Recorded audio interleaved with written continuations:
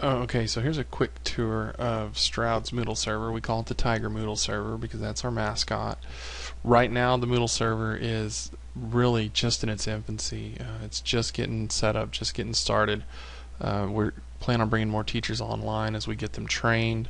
The only real active classes on the Moodle right now are my Algebra 1 class and my Geometry class. So the course hasn't made it to the online instruction stage yet. I hope to get there someday. Right now, I'm using the Moodle more as a way to augment my teaching in the classroom. So it's more of a blended style.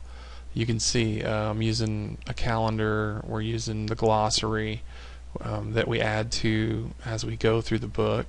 We're also I've got things like helpful links that you'd see on anybody else's website.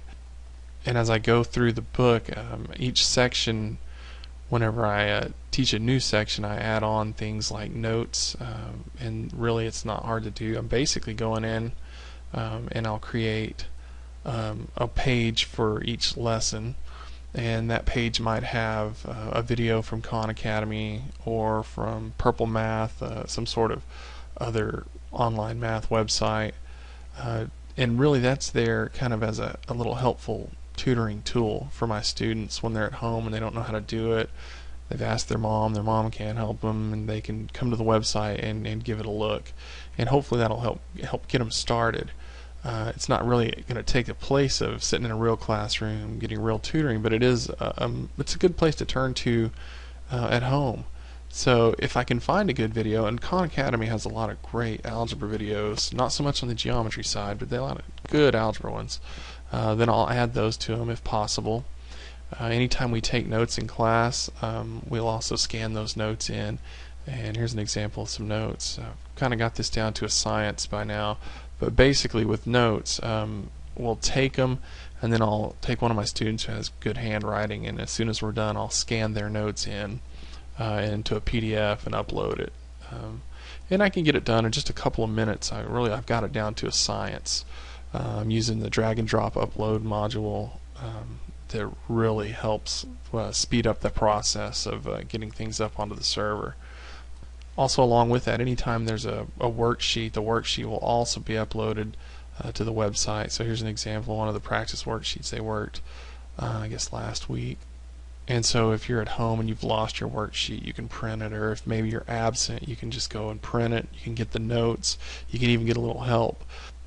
So the idea is we get more and more of this content online, so eventually we can start pushing more and more of my students there, and not just for help, hopefully start getting some assignments done on there and start doing a little more of that actual online learning.